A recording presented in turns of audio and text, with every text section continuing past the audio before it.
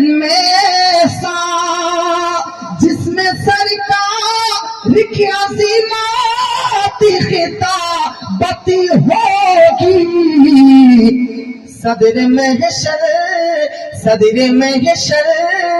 हमारा रब होगा सदर महशर हमारा रब होगा हजरते बुलबुले सिदीरा की निकाबती होगी सुभान अल्लाह मोहब्बत बोलें सदर महशर हमारा रब होगा हजरते बुलबुले सिदीरा की निकाबती होगी जुर्वान सदर महशर हमारा रब होगा हजरते बुलबुले सिदीरा की निकाबती होगी তো দেখতেছেন নবীজির নামে পর্যন্ত হাসরের প্রান্তরে জালসা সাজানো হবে। আজ আপনারা আমরা যে জালসা সাজিয়েছি রেজায়ে মুস্তাফা হুজুর সাল্লাল্লাহু আলাইহি ওয়াসাল্লামকে রাজি করার জন্য, আল্লাহ কাল হাসরের প্রান্তরে ওই নবীকে রাজি করার জন্য জালসা সাজাবে।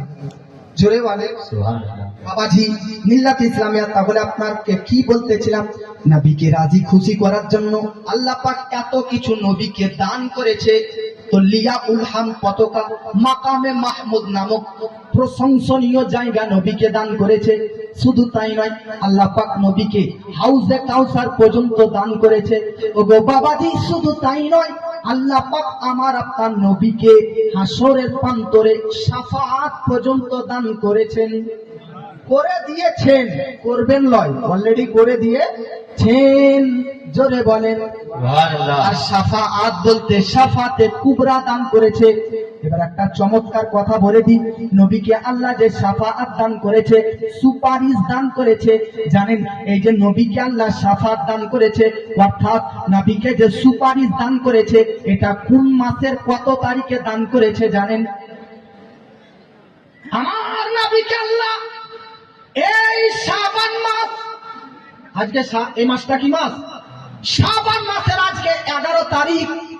আমার নবীজি শাবান মাসের 13 তারিখ, 13ই শাবান নবীজি আল্লাহর দরবারে দোয়া করলেন, ওগো আল্লাহ, ওগো পরওয়ারদিগার, আমাকে আমার গুনাহগার পাপী ও তাপির উম্মতের পক্ষে শাফাআত দান করো, যাতে গুনাহগার পাপী তাপী উম্মতদেরকে হাসরের প্রান্তরে আজকে মাফ করাইয়া জান্নাতে যেন নিয়ে যেতে পারি।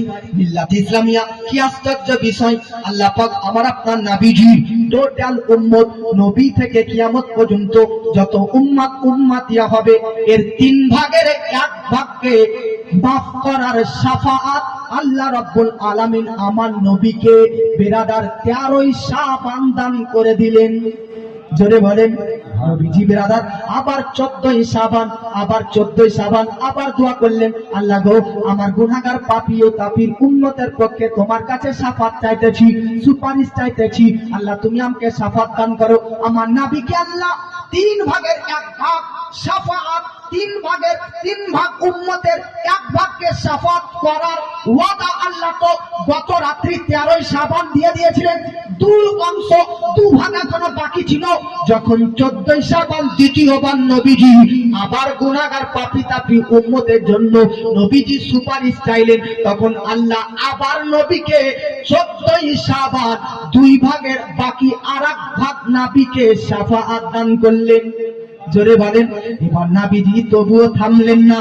15ই শাবান, বলেন তো 15ই শাবানকে আরবি ভাষাতে নিসফে শাবান বলা হয়, অর্থাৎ শবে বারাতের রাত, বারাতের রাত, লাইলাতুল মুবারক, মুবারক রাত, মুক্তির রাত। এই রাত্রে, এই শবে বারাতের রাত্রিতে আগামী মঙ্গলবার যে রাত আসতেছে, এই রাত্রিতে নবীজি আল্লাহর দরবারে বেরাদার লাস্ট প্রার্থনা করতেছেন, শেষ প্রার্থনা দোয়া করতেছেন, আল্লাহ আমার গুনাহগার পাপী ও তাপী উম্মতের পক্ষে আপনি শাফাআত দান করেন, সুপারিশ দান করেন। আমার নবীজিকে আল্লাহ রাব্বুল আলামিন 15ই শাবান শবে বারাতের রাত্রিতে সম্পূর্ণ গুনাহগার, সম্পূর্ণ পাপী ও তাপীকে শাফাআত দান করে দিলে। জোরে বলেন সুবহানাল্লাহ। বাবাজি আপনার নাবিকে আল্লাহ খুশি এবং রাজি করার জন্য সকল গুনাহগার পাপী ও তাপির উম্মতের পক্ষে নবীকে আল্লাহ শাফাত দান করলেন। জোরে বলেন, কেন এগুলো কেন দান করলেন? নাবিকে রাজি